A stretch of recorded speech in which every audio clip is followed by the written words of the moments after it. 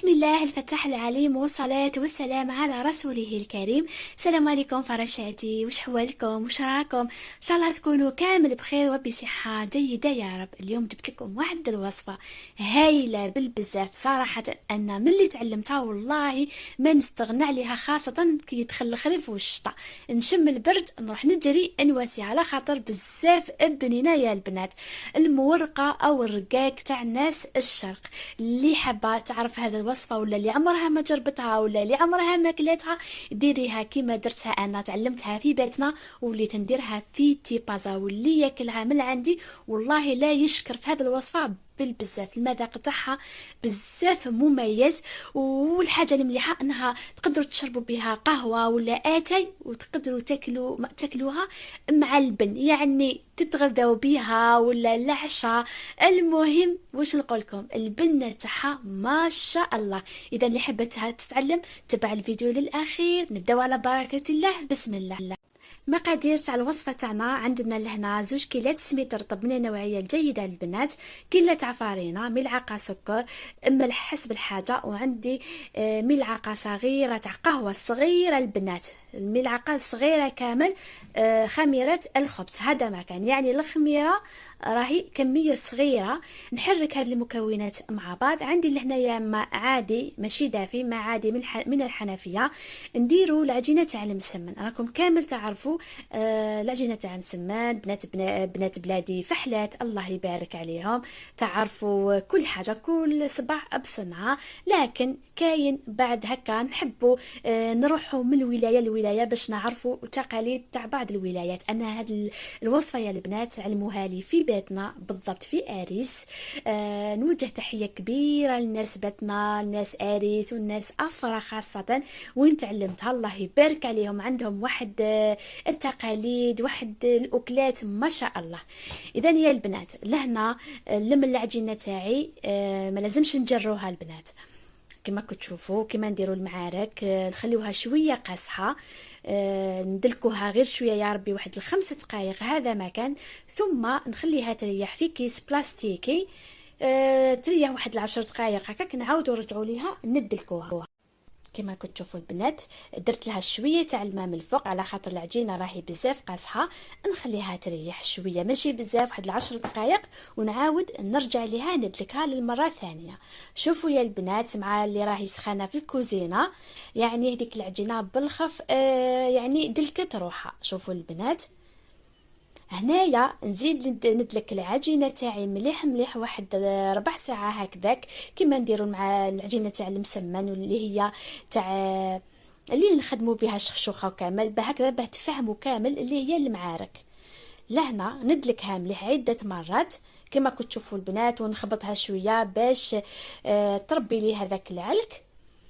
كي نشوفها دير شويه فقاعات نعاود نديرها في كيس بلاستيكي ونخليها تزيد تدلك روحها مره ثانيه لواحد 10 دقائق. بعد ما دلكت العجينه تاعي نعاود نرجعها لهذاك الكيس ونخليها تريح واحد 10 دقائق، ونغطيها بفلقه ولا طرشونه. هنا البنات بعد ما ريحت العجينه ورجعت الطريه ما شاء الله. البنات ملاحظه، ما لازمش هاد العجينه ديروها في بلاصه دافيه على خاطر فيها الخميره، راح داك العجين يخسر لكم. يعني هنايا المده كامل ما بين التخلاط والدليك يا ربي 30 دقيقه هذا ما كان. هنايا نقطع كور صغار صغار يا البنات، ما لازمش ديروهم كور كبار.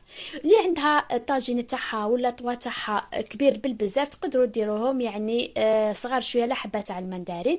المهم شوفوا البنات كيفاه قطعتهم صغار صغار بالبزاف.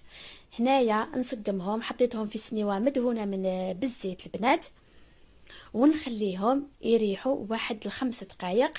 ونرجع لهم نخدموا المورقه او الرقاق تاعنا. بلا ما تنساو ديروا الزيت فوق هذوك الكور البنات هكذا، وتضغطوا عليهم شويه باش يطلقوا لوحديهم، باش كي نروحوا نفتحوهم يجونا سهلين. بعد ما ريحت العجينه تاعنا حوالي هكذاك 6 دقائق ولا حتى 10 دقائق البنات، باش هكذا تساعدني باش نفتحها. هنا عندنا المكون الاساسي في الرقاق تاعنا اللي هي زبده يا البنات. انا استعملت لابيل، خدمتها مليح مليح بالمغرفه حتى رجعت كشغل مرهم. هنايا نستعمل الزيت، نبدا نفتح في الحبات ديالي شوفوا نفتحوهم رقاق رقاق كما تفتحوا الورق تاع الشخشوخه او تاع المسمن كما كنت تشوفوا يا البنات. ثم ندير كميه تاع الزبده، ندهنها كامل بكميه تاع الزبده، ما تكثروش وماشي ديروا غير شويه على خاطر يجوكم ناشفين. ندهن بهذيك الزبده مليح مليح. عندكم ميزانكم لهنايا، انا راني نستعمل ملعقه صغيره ماشي معمره مليح، ونطويها كيما نطوي المعارك على 4. ثم نصنع كشغل كويره يا البنات. هاي ليكم هذه اللولانيه.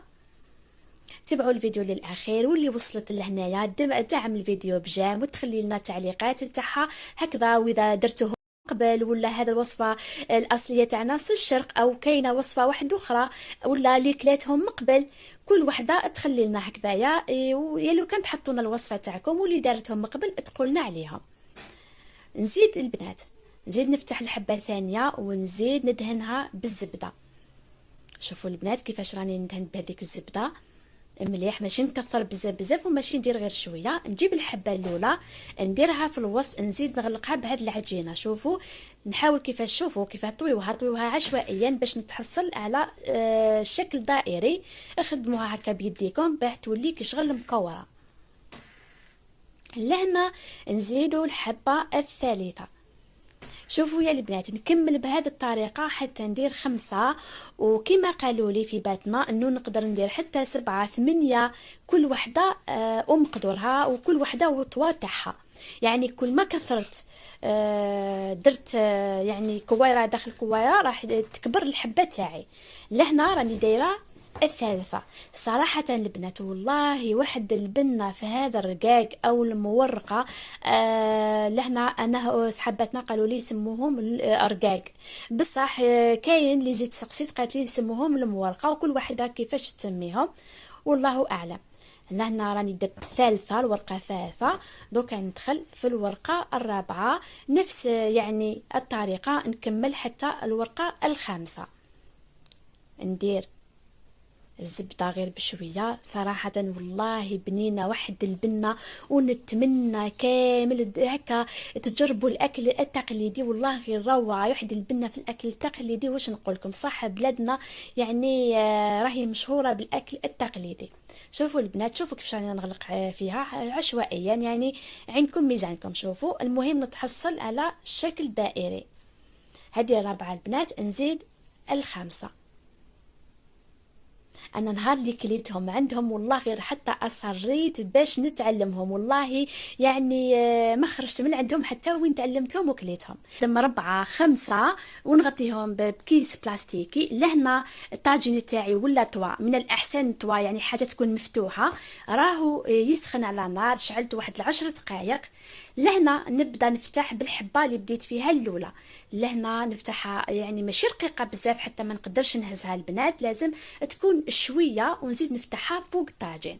شوفوا نفتحها لازم نفتح في الاطراف البنات، ماشي تفتحوا في الوسط وتخليوا الاطراف هما اللي خشان هكذا، وننزلها مباشره في الطاجين يا البنات. هنا نقعدوا نعسوها. شوفوا لهنا نرش عليها شويه تاع الزيت، ثم غير تبدا تنشف من التحت يا البنات، غير تشوفوها بدات تتحمر من التحت قلبوها تمتم باه تدي لنا زوج وجوه كيف كيف. لو كان تخلوها تنشف كامل من الفوق يجي الوجه الاخر ماشي شباب. هذه الطريقه تاعي، وصراحه نهار اللي درتها عندهم والله غير قالوا لي يعطيك الصحه جبتيها خير منا. صراحه انا والتجربه تاعي في هذا الرقاق جاوني ما شاء الله، خاصه اللي نحب نحط راسي ونحب نتعلم حاجه جديده. شوفوا لهنا كيفاه تحمرت. نبقى نحرك فيها البنات على نار قليله يا البنات، ما لازمش تقويوا عليها النار. في نفس الوقت راني نزيد نكمل نخدم الحبات الاخرين. شوفوا خرجت ما شاء الله ريحه الزبده راهي واحد البنه، والله ما عندي واش نحكي لكم. ما نخليكم نتوما تجربوهم وترجعوا لي الخبر في التعليقات. هنايا زيت الحبه الثانيه البنات، واذا شفتوها خشينه ولا زيدوا هكا فتحوها في الطوا. ان شاء الله راني نشرح البنات بالتفصيل الممل، يعني راني نهضر ونعاود هكذا باش المبتدئات ولا اللي حبت تجربها ولا ندير لكم صح القلب تروحوا تخدموهم وتقولوا لي شحال بنان يا اسماء. كيما راكم تشوفوا يا البنات دائما نبقى نقلب فيهم مره هكذا ومره هكذا، ولا شفتوهم ناشفين ولا ديروا شويه تاع الزيت من الفوق باه يجوا مورقين ما شاء الله. هادو هما ثلاثه الوالا يا البنات، واذا كليتوهم مع هما سخونين مع كاس البن تاع بقره واحد البنه.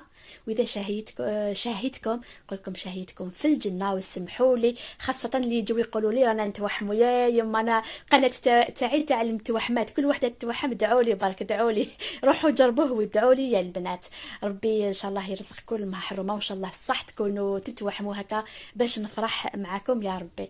شوفوا يا البنات كيفاش جا مورق، الله الله واحد البنه والله قد ما حكيت لكم ما نقدرش نوصف لكم البنه تاعها.